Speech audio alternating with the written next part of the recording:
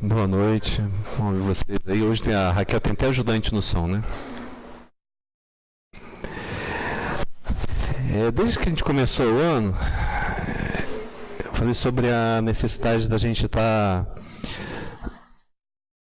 Se a gente está querendo algo novo, tem que fazer as coisas de formas diferentes, né? Semana passada eu falei inclusive sobre a questão da necessidade da gente mudar certas atitudes, né? E eu gosto de dar continuidade, eu não gosto de deixar simplesmente pregações soltas, né? Eu gosto que a gente tenha uma continuidade. E eu, meditando nisso essa semana, eu me lembrei de uma passagem lá em Mateus, capítulo 4. É uma passagem bem conhecida.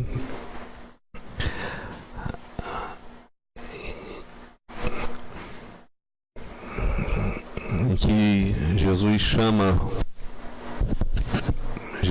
os discípulos a partir do versículo 18. Vamos ler do versículo 18 ao 22.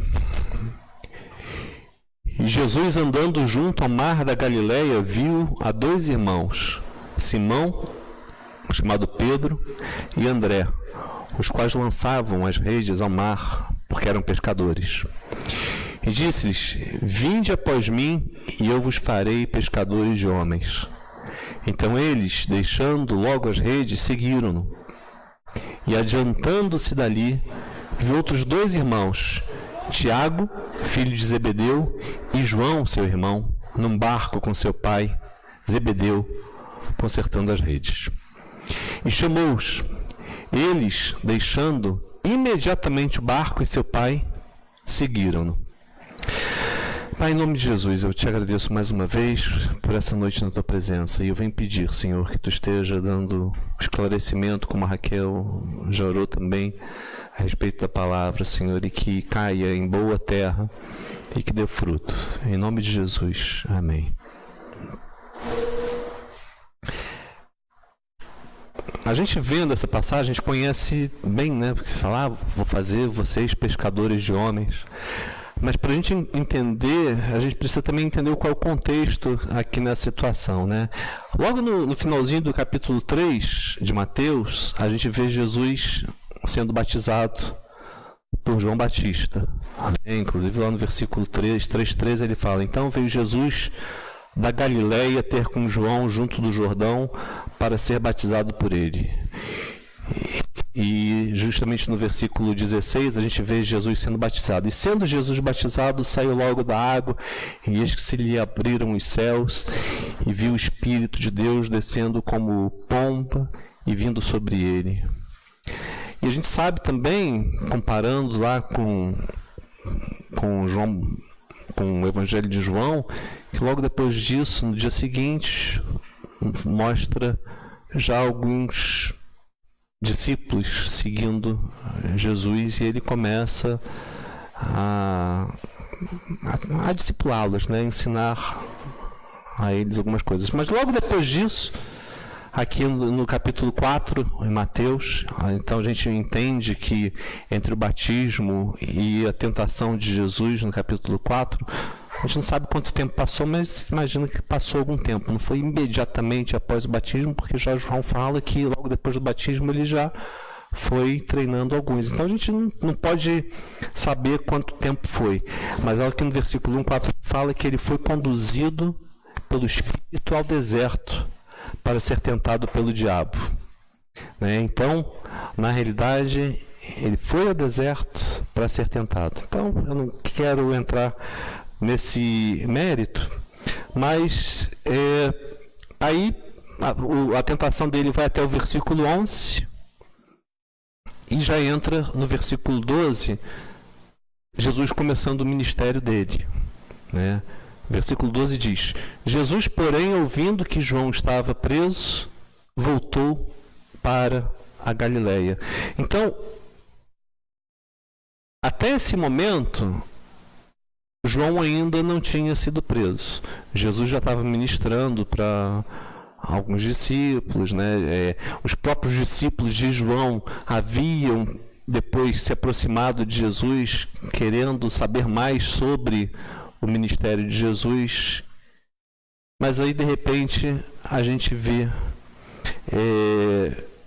Jesus sendo preso. Jesus, porém, ouvindo que Jesus estava preso, voltou para a Galileia. Jesus foi preso por quê? Porque ele confrontou, ele repreendeu Herodes Antipas, que havia casado com a mulher do seu irmão e acabou sendo repreendido, né? Então, várias coisas vão acontecer entre o batismo de João, o batismo de Jesus por João, e a prisão de João Batista, aqui no versículo 12. E certamente alguns meses passaram entre essas situações, né? Então a gente pode depois, você pode até ler o Evangelho de João mesmo, para ter mais posições a respeito disso. Então, da mesma forma, algumas coisas aconteceram entre o versículo 12 e o versículo 13. Fala assim, versículo 13: deixando Nazaré, foi habitar em Cafarnaum, cidade marítima nos confins de Zebulon e Naftali. E aí, Jesus havia sido criado em Nazaré. Ele havia sido criado em Nazaré desde a saída, desde o retorno deles do Egito. Quando Jesus tinha ido para o Egito recém-nascido, e depois passa algum tempo, até a morte de Herodes, e aí eles voltam para Nazaré. Isso está lá em Mateus, no capítulo 2. Mas com o início do ministério de Jesus, e quem dá mais detalhes disso para a gente é Lucas. Eu mesmo nunca tinha me percebido. Vocês sabem por que Jesus saiu de Nazaré? Porque Jesus ele foi expulso de Nazaré. Né? Se a gente for ver Lucas capítulo 4,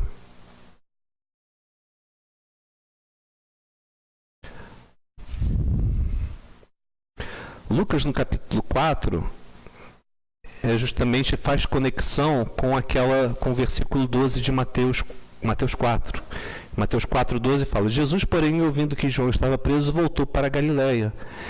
E aqui, no Lucas 4,14 fala: então, pela virtude do Espírito, voltou Jesus para a Galileia, e a sua fama correu por todas as terras em derredor.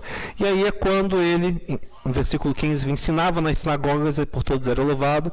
E chegando a Nazaré, onde fora criado, entrou no dia de sábado, segundo o seu costume na sinagoga, e levantou-se para ler. E quando ele leu, então, ele leu Isaías 61, que ele fala: o Espírito do Senhor é sobre mim. E no versículo 20, ele fecha o livro, e no versículo 21, ele começou a dizer-lhes: hoje se cumpriu essa escritura em vossos ouvidos. E as pessoas começam a se perguntar, né? Não é este o filho de José? E ele lhes disse: sem dúvida me direis esse provérbio: médico, cura-te a ti mesmo, faze também aqui na tua pátria tudo que ouvimos ter sido feito em Cafarnaum. Ou seja, por quê? Porque ele já estava em Cafarnaum. Por quê? Porque era a residência dos que seriam seus discípulos.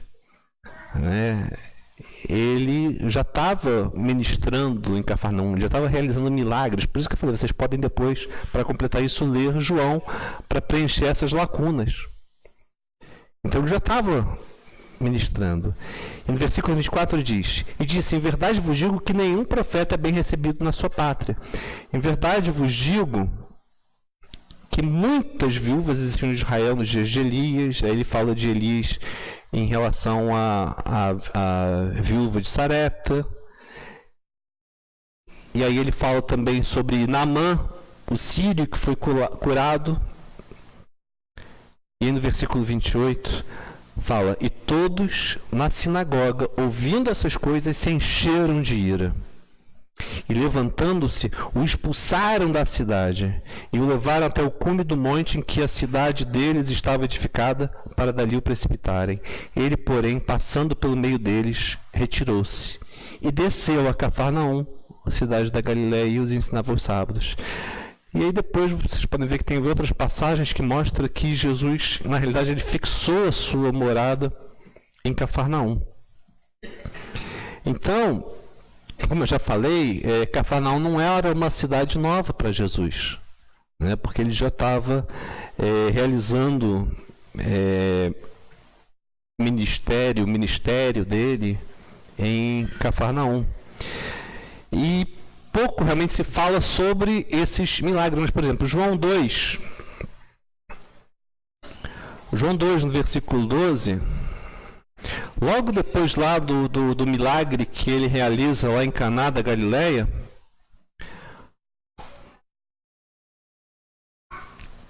versículo 11 diz: Jesus principiou assim os seus sinais em Caná da Galileia, manifestou a sua glória e os seus discípulos creram nele. Depois disso, desceu a Cafarnaum, ele, sua mãe, seus irmãos e seus discípulos, e ficaram ali não muitos dias. Ou seja, foi uma breve passagem. Mas ele já tinha algum contato com Cafarnaum. Ele também, como eu falei, já havia conhecido alguns dos seus discípulos, né? Que vocês lerem o capítulo 1 de João, vocês vão ver, e a fama dele já havia se espalhado pela Galileia, como a gente acabou de ler lá em Lucas capítulo 4. Mas vamos voltar lá a Mateus 4. Mas aí vem a pergunta: por que Cafarnaum? Por que Jesus escolheu Cafarnaum? Bom, aqui em Mateus 4, o próprio Mateus escreve: ele foi habitar em Cafarnaum, versículo 14, para que se cumprisse o que foi dito pelo profeta Isaías, que diz: a terra de Zebulon e a terra de Naftali, junto ao caminho do mar, além do Jordão, a Galileia das nações. O povo que estava assentado em trevas viu uma grande luz, e aos que estavam assentados na região e sombra da morte, a luz raiou. Então, ele foi para Cafarnaum exatamente no sentido de cumprir essa profecia. E foi o profeta Isaías. Aliás, vamos abrir lá Isaías capítulo 9. Foi o próprio Isaías que profetizou a respeito disso. Isaías capítulo 9, que normalmente a gente lê, né, fala-se muito no Natal, né? No versículo 6, que um menino nos nasceu, um filho se nos deu, que é um versículo tremendo, mas é justamente no versículo 1 que ele já começa a falar da vinda do Messias. Isaías 9, 1 diz: mas a terra que foi angustiada não será entenebrecida. Envelheceu nos primeiros tempos a terra de Zebulon e a terra de Naftali, mas nos últimos tempos a enobreceu junto ao caminho do mar, além do Jordão, na Galileia das nações. O povo que andava em trevas viu uma grande luz, e sobre os que andavam na região da sombra da morte resplandeceu a luz. Então, por que aquela região de Cafarnaum? Cafarnaum era uma região que ficava justamente na Galileia, que era uma região desprezada pelas autoridades religiosas, né? Por quê? Porque ela pertencia justamente à região de Zebulon e Naftali, que era o quê? Parte do reino do norte, do antigo reino do norte, o reino de Israel. O reino que justamente foi espalhado entre os assírios e acabou tendo um povo misturado, né? E agora, a região da Galileia também ainda fazia fronteira com as nações dos gentios. E por isso ela era chamada Galileia dos gentios, né? Inclusive aqui em Isaías mesmo, que ele fala, além do Jordão, na Galileia das nações, que é justamente a Galileia dos gentios, a Galileia dos Goim. Por quê? Porque era justamente a região em que ficava esse povo assim misturado. Inclusive, até se você for em Israel hoje, ainda a Galileia, eu não tive prazer ainda de ir pessoalmente a Galileia, mas eu sei, a Galileia é justamente onde tem uma mistura maior até, onde a maioria dos israelenses, árabes, moram mais na região da Galileia, né? Então, é uma região em que era inclusive passagem também para as nações que iam por Israel, era um lugar de entrada e saída. E Cafarnaum, especificamente, era um ponto extremamente comercial. Era um ponto que eu anotei em algum lugar aqui das minhas anotações, mas não estou achando. Era um ponto extremamente comercial. Era não somente pelo fato do Mar da Galileia ser uma região em que tinha fonte de água e também comércio. E tinha, inclusive, no próprio governo romano, tinha ali vamos dizer assim, posto avançado, né? Então não era uma cidadezinha assim sem significado, sem importância. E curiosamente, agora essa visão de Isaías se torna realidade. Porque aquela região das nações em que era considerada uma região de trevas, viria a ter a luz através da vinda do Messias. Luz para os gentios, como Isaías inclusive menciona lá em Isaías 42. Você não precisa abrir, mas em Isaías 42, versículo 6, ele fala: Eu, o Senhor, te chamei em justiça, e te tomarei pela mão, e te guardarei, e te darei por aliança do povo, e para a luz dos gentios, para abrir os olhos dos cegos, para tirar da prisão os presos, e do cárcere os que jazem em trevas. Então, você vê, desde o princípio, o propósito do Senhor era, mesmo através do povo judeu, mesmo antes da vinda do Messias, alcançar as nações. Mas o povo sempre relutou. Então a região da Galileia era um importante centro da ocupação romana. Bom, voltando aqui em Mateus 4. Estou no contexto ainda, né? Mas aqui, aí no versículo 17, Mateus 4, versículo 17, a gente vê então: Desde então começou Jesus a pregar e a dizer: Arrependei-vos, porque é chegado o reino dos céus. Então, esse versículo marca o início do ministério público de Jesus, apesar de que ele já estava fazendo milagres, ele já estava executando milagres, já estava alcançando pessoas, já estava treinando pessoas. Mas eu vejo isso aqui muito significativo, porque essa era a mensagem também de João Batista. E agora João Batista estava preso.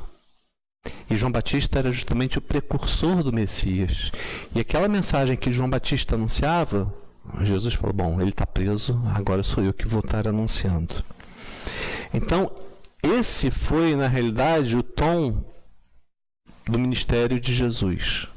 O arrependimento. Arrependei-vos, porque é chegado o reino dos céus. Né?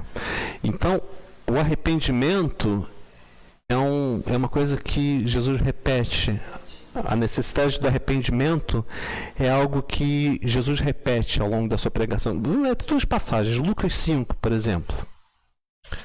Lucas 5...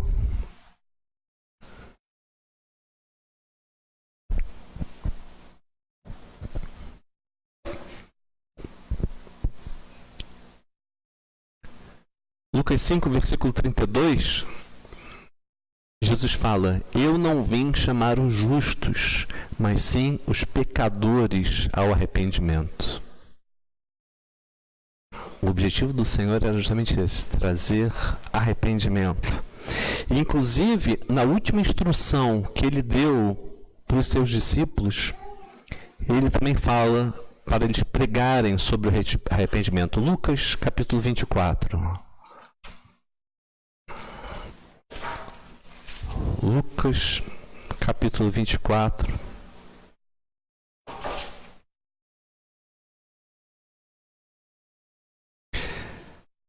versículo 46 e 47. E disse-lhes: assim está escrito, e assim convinha que o Cristo padecesse e ao terceiro dia ressuscitasse dentre os mortos, e em seu nome se pregasse o arrependimento e a remissão dos pecados em todas as nações, começando por Jerusalém. E aí é quando ele dá a instrução também a eles. Então, é nesse contexto, voltando lá a Mateus, é nesse contexto de batismo, tentação, início do ministério público, pregação do arrependimento, que a gente chega aqui no versículo 18. Né? E no versículo 18 fala Jesus andando junto ao Mar da Galileia. O Mar da Galileia, na realidade, é não um mar, mas é um lago. É um lago de água fresca, e ele, na realidade, se você for ver no Novo Testamento, ele é chamado de outros nomes também. Ele é chamado, inclusive, de Lago de Genezaré, lá em Lucas 5, e João, às vezes, chama ele também de Mar de Tiberíades, lá em João 6 e João 21. Mas, como eu falei, é um lago de água fresca que era ainda ainda é um lago de fornecimento de água de grande importância para Israel. Só que aí a gente chega, e eu dividi essa pregação hoje de uma forma. Primeiro a gente vai ver os personagens que estão envolvidos aqui nessa passagem. A gente vê, na realidade, além de Jesus, a gente vê 5 pessoas. 5 que são mencionadas, né? A quinta a gente vai ver. Primeiro, ele fala de Pedro e André. Ele fala também de Tiago e João. E ele também fala que os dois são filhos de Zebedeu. E eles estavam num barco com seu pai, Zebedeu, consertando. Então, na realidade, são 5 pessoas. Pedro e André, irmãos, 2 irmãos. Tiago e João, 2 irmãos, com o pai. Né? Como eu falei, na realidade, eles não eram desconhecidos para Jesus. Jesus já tinha conhecido eles alguns meses antes, logo depois do batismo dele, no dia seguinte ao batismo de Jesus. Né? E aí, André e Pedro provavelmente já eram discípulos de João Batista. Provavelmente Pedro também já era discípulo de João Batista quando creram em Jesus.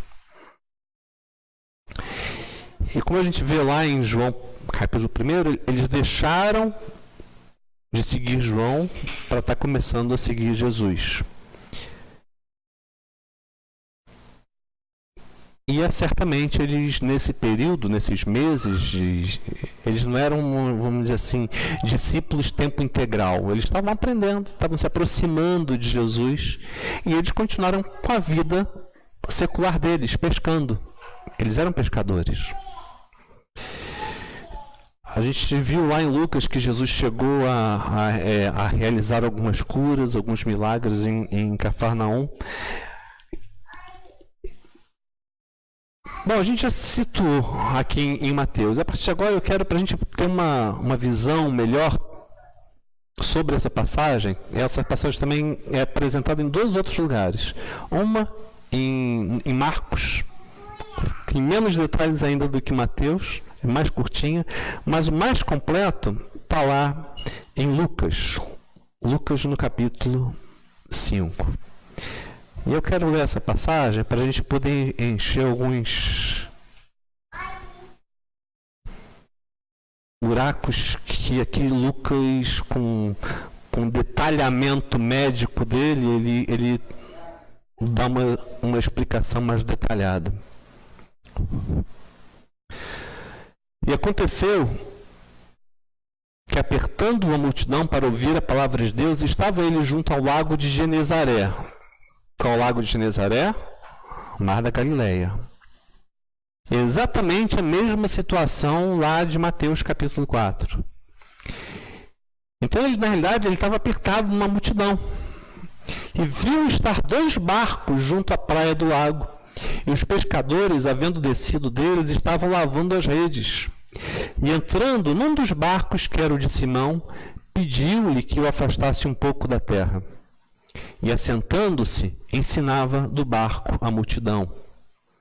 E quando acabou de falar, disse a Simão: Faze-te ao mar alto e lançai as vossas redes para pescar.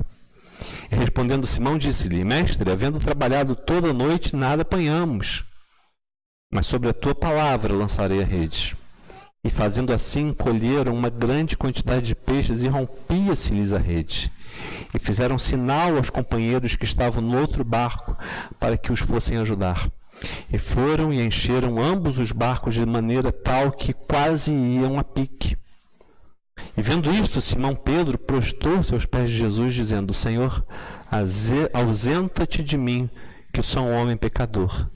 Pois que espanto se apoderara dele e de todos os que com ele estavam, por causa da pesca de peixe que haviam feito. E de igual modo também de Tiago e João, filhos de Zebedeu, que eram companheiros de Simão. E disse Jesus a Simão: Não temas, de agora em diante serás pescador de homens. E levando os barcos para a terra, deixaram tudo e o seguiram. Você vê que é a mesma situação, mas ele é muito mais rico em detalhes. E a primeira coisa que mais me chama a atenção, que isso não está lá naquela passagem de Mateus, é a reação de Pedro aqui no versículo 8. Vendo isto, Simão Pedro prostrou-se aos pés de Jesus, dizendo: Senhor, ausenta-te de mim, que sou um homem pecador. Qual é o que a gente acabou de falar, o objetivo do ministério de Jesus, a mensagem que ele trazia? Trazer pecadores ao arrependimento. E Pedro, que já conhecia Jesus, mas quando ele vê um milagre desse acontecendo com ele, ele se coloca diante do Senhor e vê o próprio pecado. Creio que é a primeira vez que Pedro realmente tem essa noção de quão profundo o pecado nele existia. Ele se chega e ele fala: Senhor, ausenta-te de mim, afasta-te de mim, que sou um homem pecador. Ele não queria nem ficar perto de Jesus pela noção da impureza do pecado nele. Então, ele vê essa limitação. Mas apesar disso, ou talvez, eu creio até o contrário, exatamente por isso, Jesus o chama para ser pescador de homens. E aí tem as outras 2 pessoas, duas já falei, Pedro e André, e as outras 2, Tiago e João. Também irmãos. Inclusive aqui Lucas, ele fala que eles eram também companheiros de Simão. Ele vê, quando Jesus, no versículo 2 aqui de Lucas, ele vê 2 barcos. Certamente um dos barcos era de Pedro e João, e o outro barco, Pedro e André, e o outro barco de Tiago e João. Então, eles deviam ter uma parceria, porque você vê o barco de Pedro encheu tanto que ele pegou e jogou os outros peixes no outro barco. Então eles eram parceiros de pesca, trabalhavam juntos, deviam ter algum tipo de sociedade. Então é bem provável também que Tiago e João já conhecessem a Jesus pessoalmente, anteriormente. Tem alguns teólogos que eles até entendem que Tiago e João eram primos de Jesus. Não sei quantos de vocês já ouviram falar isso, mas baseado em alguns versículos que você pode ir cruzando, alguns entendem que Tiago e João eram primos de Jesus. Mas eu não quero entrar nesse assunto para não confundir o povo. Mas o que eu quero mostrar é que ele já tinha um relacionamento com Jesus. Ainda não era um relacionamento íntimo, ainda não era um relacionamento diário, mas eles já se conheciam. E Zebedeu, a quinta pessoa aqui, eles eram pessoas de posse. Eu nem anotei aqui, mas tem uma outra passagem, agora não me lembro se foi em Mateus ou Marcos, em que fala que ele também tinha funcionários, ele contratava, ele tinha pessoas trabalhando para eles. Pensei que estava aqui, mas... Deixa eu ver aqui, não é em Mateus. Deixa eu ver aqui, Marcos.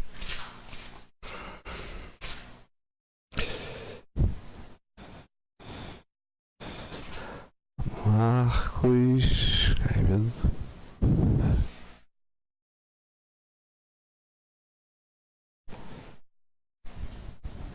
Aqui. Marcos capítulo 1.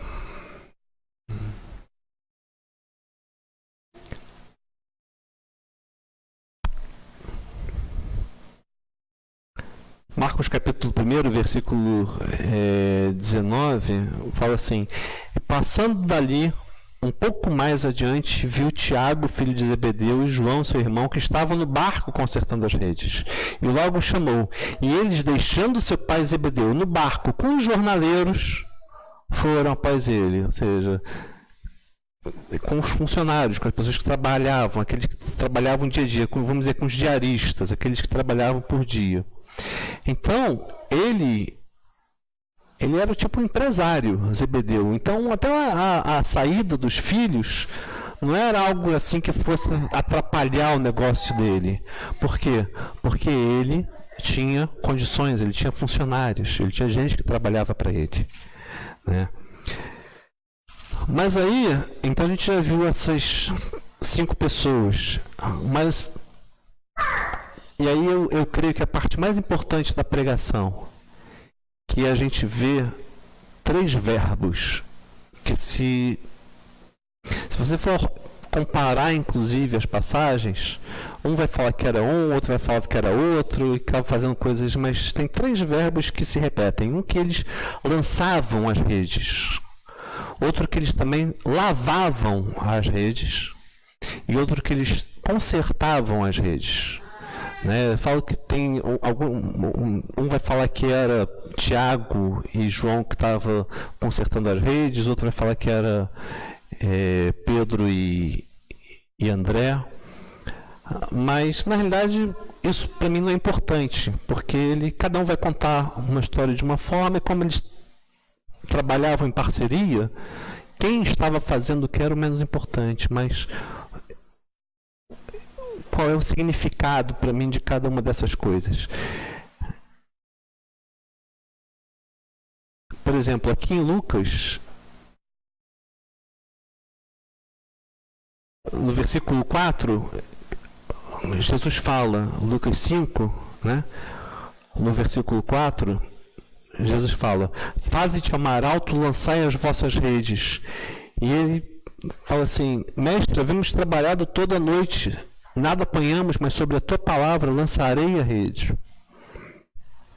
Então eles lançavam a rede, né? A rede que os pescadores usavam nessa época era uma rede redonda, e eles simplesmente jogavam ela e esperando que pegassem peixes. E o curioso é que essa palavra, lançar, no grego, balou, é lançar ou jogar algo sem cuidar onde cai, ou seja, ele jogava sem se preocupar onde caía. Mas o dicionário também dá outra definição: entregar ao cuidado de alguém não sabendo qual será o resultado. É quando você lança algo aos cuidados de alguém sem saber qual vai ser o resultado daquilo. Então eles lançavam a rede para pegar o peixe e não sabia qual ia ser o resultado. Ele lançava, podia vir com peixe, Podia vir sem peixe, ou podia vir estourando as redes. E aqui em Lucas, Pedro fala que eles passaram a noite toda lançando as redes e não pegaram nada. E o mais curioso é que normalmente, sabe por que eles pescavam à noite? Porque à noite os peixes estavam mais acima. Normalmente durante o dia os peixes iam para águas mais profundas. Aí não me pergunte por quê, provavelmente por causa do calor, da claridade, não sei, mas à noite, né, ele ia para cima e durante o dia, meu pai já está balançando, meu pai foi pescador também, né? Então, na realidade, eles passaram a noite inteira quando os peixes estão para cima, que eles não pegaram nada. Agora, durante o dia, Jesus fala para eles, olha, lança a rede. Foi Jesus, eles passaram a noite inteira lançando a rede e não pescou nada. Pensando com a inteligência humana, é algo impossível de acontecer. Se os peixes estão à beirada, à noite, e não peguei nada, durante o dia eu vou lançar e vou pegar? Não vou. Mas porque é a tua palavra eu vou lançar. E foi o que aconteceu. E esse lançar a rede, no sentido de sem cuidar onde cai, mas essa definição, entregar ao cuidado de alguém não sabendo qual será o resultado, o pescador, ele tem aquela, primeiro eles lançaram e não pegaram nada. Por quê? Porque eles estavam pelo esforço próprio, pela experiência própria, pelo conhecimento, pela confiança em si mesmo, e não pegaram nada. Mas agora, com a outra visão, em vez de não esperar, lançar sem saber qual vai ser o resultado, quando a gente vai por nós mesmos, o resultado é pouco provável que dê certo comparando quando a gente lança sabendo que Deus está dando a direção, dando o discernimento. Então, quando a gente está sob a ordem de Deus, sob a orientação de Deus, com o discernimento dele, o resultado é outro. Apesar de toda a situação ser contra eles, eles pegaram tanto peixe que ainda tiveram que dividir com outro barco, e mesmo dividindo com os dois barcos, os dois quase vão a pique, quase afundam. E os barcos, nessa época, a gente vê filme e pensa que aqueles barcos imensos, não, eram barcos assim de 8, 9, no máximo 10 metros de comprimento, eram barquinhos. Não eram barcos grandiosos. Então, só o lançar a rede, sem saber o resultado, confiando em experiências próprias, aí vem a pergunta aplicando para a gente. Onde nós estamos? Qual é a situação da nossa fé? A gente está como aquele que lança esperando pelo próprio conhecimento, pela própria experiência, pelo próprio esforço, a gente quer resultado pelo próprio esforço? Ou, além de usar o nosso esforço, é claro que eles tiveram também que usar o esforço deles para também lançar redes. Deus deu orientação, mas foram eles que tiveram que lançar redes, né? Ou, além disso, a gente ter a certeza de que Deus é que está dando a direção. Como é que tem sido? Será que a gente está queimando os nossos esforços em vão? Só buscando as coisas pelo nosso próprio esforço? Ou a gente está usando os nossos esforços com sabedoria, com orientação de Deus, com discernimento dele? Onde está a nossa fé? Então é importante a gente saber como a gente está lançando, onde a gente está lançando, que horas a gente está lançando as nossas redes, aí no sentido espiritual. Mas tem outro verbo que se repete aqui em Lucas, no versículo 2. Os pescadores, havendo descido deles, estavam lavando as redes. Ou seja, eles tinham lançado a rede, não pegaram nada, mas estavam lavando as redes. né? No grego a palavra é lavar mesmo, retirar por enxágue. Ou seja, apesar de não terem pego nada, as redes precisavam ser lavadas. Por quê? Certamente eles tinham pego impurezas, sujeiras, etc. Eu não sei que tipo de sujeira, que tipo de coisa que se acumula na rede lá no Mar da Galileia, né? Mas certamente eles estavam... O que eles podiam fazer durante o dia? Não, vamos deixar a rede num estado bom. Mas aí tem a outra situação aplicando para a nossa vida. Às vezes nós tentamos retirar as impurezas, a gente está preocupado tanto em retirar as impurezas de uma forma externa, uma forma aparente, que a gente acaba não se preocupando com a limpeza interior. Mas Deus quer nos limpar de uma forma interior. Repare que Jesus não falou para eles acabarem de limpar a rede para lançar. Não. Ele pegou e falou, olha, do jeito que a rede estava, lança a rede. Não fala que, tendo eles acabado de lavar as redes, não. No meu entendimento, eles não tinham nem acabado de lavar as redes, porque eles ainda estavam lavando as redes e Jesus pediu para eles entrarem, para ele entrar no barco com eles. Então, apesar das redes ainda não estarem limpas, sob a ordem divina, eles foram e lançaram as redes. E só quem tem poder de nos limpar e nos purificar é Deus. João, o mesmo João que estava aqui nesse dia, ele fala lá na sua primeira epístola: se confessarmos os nossos pecados, ele é fiel e justo para nos purificar de toda injustiça, de todo pecado, de toda injustiça. Nos purificar os pecados, nos limpar de toda injustiça. Então, é curioso que apesar da palavra no grego ser diferente, desse lavar as redes, lavar as redes é apopluno, que é simplesmente lavar, mas aqui catarizo significa tornar limpo, remover pela limpeza. É bem a palavra que está lá em 1 João. Tornar limpo, remover pela limpeza, livrar do pecado. Jesus quer nos limpar. Não adianta a gente tentar se esforçar para tirar a nossa sujeira. A sujeira que mais importa para Deus é a que está dentro. Então, a outra mudança de atitude que a gente precisa, além da fé, de ter o discernimento de onde lançar a rede, de ter o discernimento de Deus, a outra atitude que a gente também precisa mudar é uma mudança em relação a uma limpeza.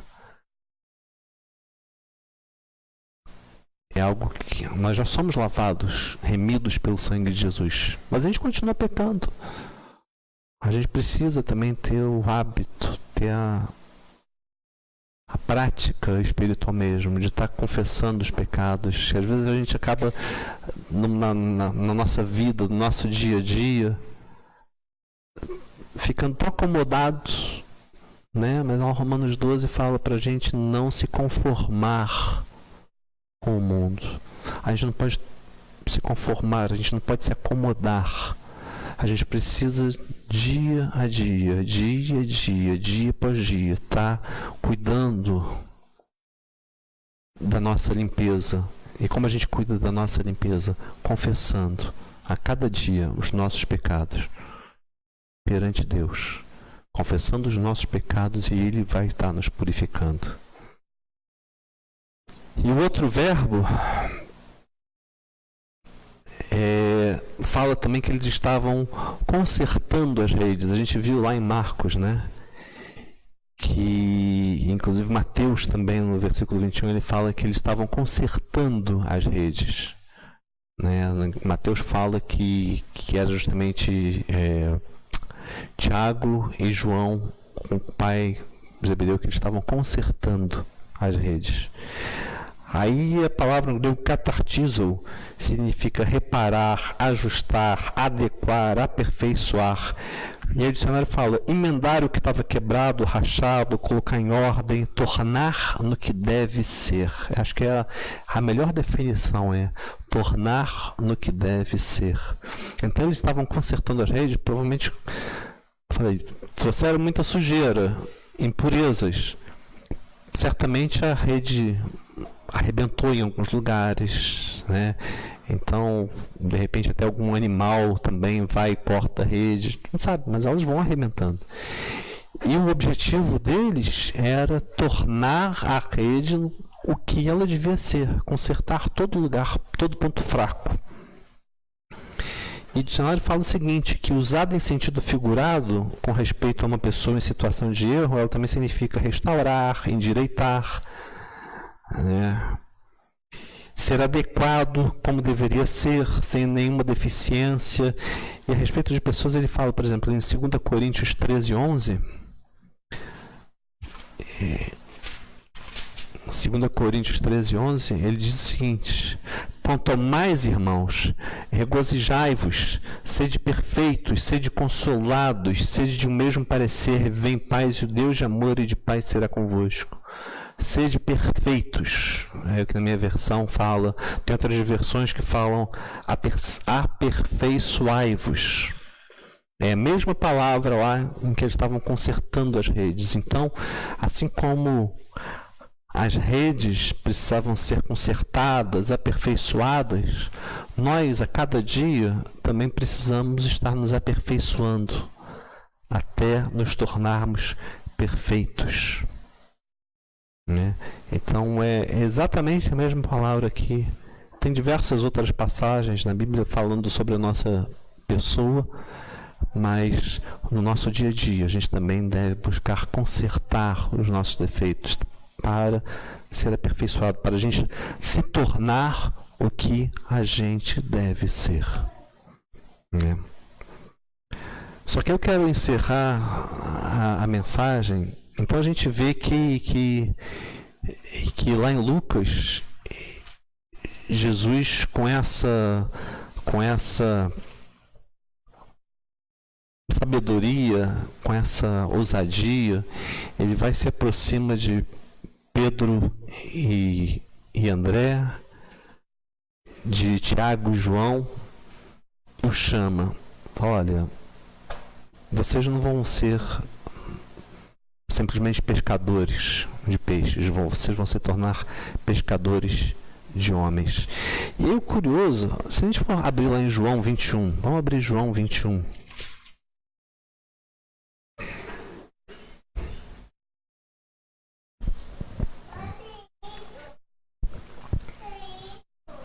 Em João 21,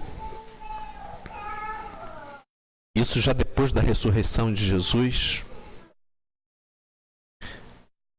fala assim, eu não vou ler todo o João 21, mas a gente vê que depois disso manifestou-se Jesus outra vez aos discípulos junto ao mar de Tiberíades. Qual era o mar de Tiberíades? O mar da Galileia. E manifestou-se assim, estavam juntos Simão Pedro e Tomé, chamado Dídimo, Natanael, que era de Caná da Galileia, os filhos de Zebedeu, Tiago e João, e outros dois dos seus discípulos. Disse-lhe Simão Pedro, vou pescar. E o que aconteceu? Dizem-lhes eles, também nós vamos contigo. Foram e subiram logo para o barco e naquela noite nada apanharam. Parece que eu já vi essa história antes, né? Jesus chamou eles para serem pescadores de homens. Quando Jesus morreu, e mesmo depois deles já terem visto Jesus já ressurreto, o que eles querem fazer? Voltar atrás. E você for reparar, dos 12, tinham 7 discípulos aqui. Simão Pedro, Tomé, Natanael, os filhos de Zebedeu e outros 2 de seus discípulos que ele nem menciona o nome. Eram 7 dos 12. alguns teólogos interpretam que é bem provável que esses 7 eram pescadores profissionais, além desses 4, esses outros 3, que 2 nem fala o nome aqui além de Natanael, e Tomé também, né? Na realidade, eles, que aqui a gente não vê André, né? Estava só Simão não estava com o irmão. É bem provável que todos eles fossem pescadores. E se pergunta, poxa, dos 12, 7 eram pescadores. E se você perguntar, por que pescador? Por que tanto pescador? Né? Mas se você for ver, o pescador é uma pessoa de rotina, é uma pessoa disciplinada, é uma pessoa com resistência, é uma pessoa resiliente mesmo, persistente, tem que ser uma pessoa com muita paciência, porque imagina você passar uma noite inteira no mar, na tua profissão, e você não pegar nada, e só chegar e ainda mesmo assim ter que limpar a rede, consertar a rede. Não, hoje à noite vai ser algo diferente. É uma pessoa que tem que ter muita fé para continuar com o pescador, né? Então, eu vejo o pescador como alguém extremamente forte mesmo, como uma pessoa muito resignada mesmo, uma pessoa que nada vai impedir dele cumprir aquela profissão dele, né?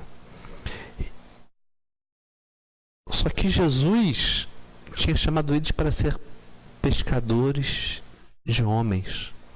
E o que eles fizeram? Desistiram.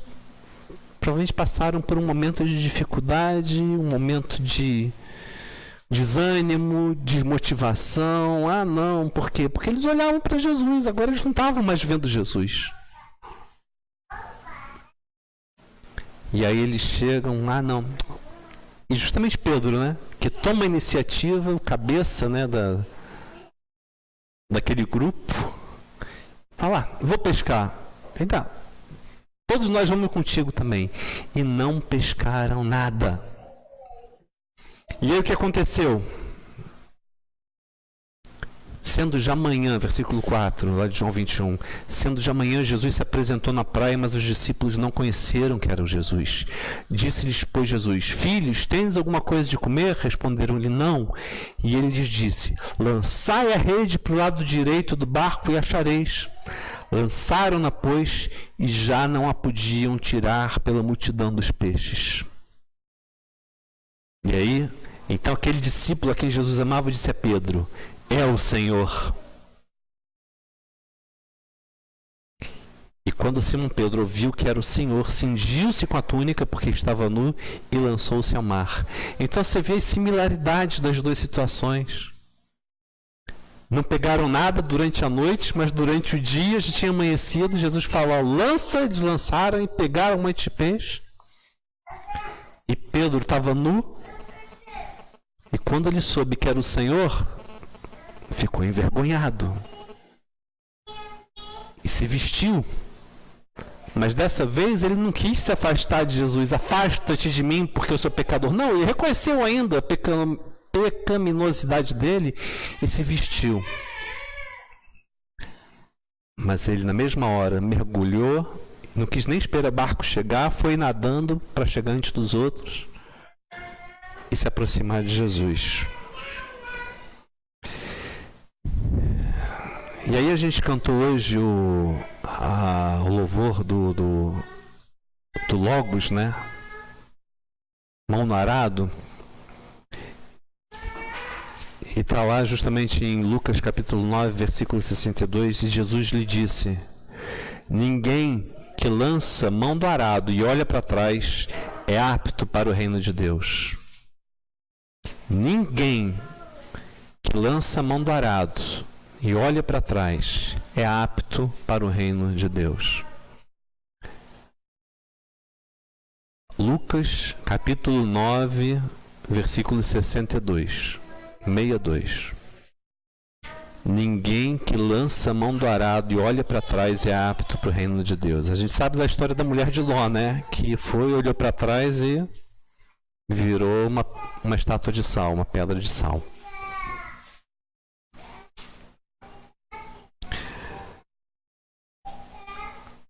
A gente precisa rever as atitudes da nossa vida. Questão da fé. Como tem sido a nossa fé? Como a gente tem usado a fé que Deus colocou à nossa disposição. A gente precisa manter também a atitude da confissão dos nossos pecados, né? De lavar, de não permitir que a gente continue sujo, mas ter um hábito também de estar confessando os nossos pecados diante do Senhor. E de estar também se consertando diante dele, procurando se aperfeiçoar a cada dia. Não é pelo fato de eu saber que ele me perdoa que eu vou continuar pecando. Mas a gente precisa estar se aperfeiçoando a cada dia diante do Senhor, buscando o conserto.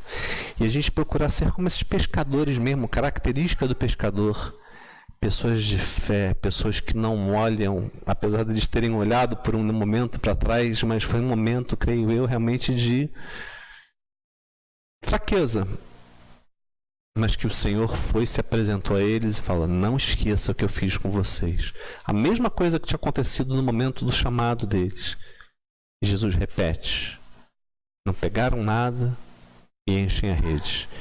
Para a gente ter o cuidado, para perseverar, para não desistir, para não olhar para trás. E as características de um pescador: rotina, disciplina, resiliência, às vezes teimosia mesmo, no sentido de teimar, no sentido de permanecer mesmo. Você vê que Pedro era bem teimoso, né? Mas no sentido de permanecer mesmo na presença do Senhor.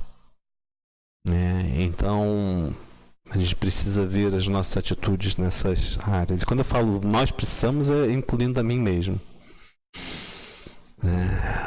Então, espero que essa mensagem tenha sido de bênção para vocês, assim como foi para mim, enquanto eu estava preparando ela. Então, e que a gente possa estar, ainda nessa noite, saindo daqui da igreja, chegando em casa, que a gente possa estar meditando em o que a gente pode estar mudando, onde a gente tem errado em relação à nossa fé, e como a gente pode estar sendo aperfeiçoado, e o que a gente tem deixado de confessar ao Senhor, quais pecados a gente tem se resignado, tem se prendido em não querer confessar e largá-los, e que a gente possa estar realmente se entregando a Ele, persistindo nele e não tirando a mão do arado e nem olhando para trás. Pai, em nome de Jesus, eu te agradeço, Senhor.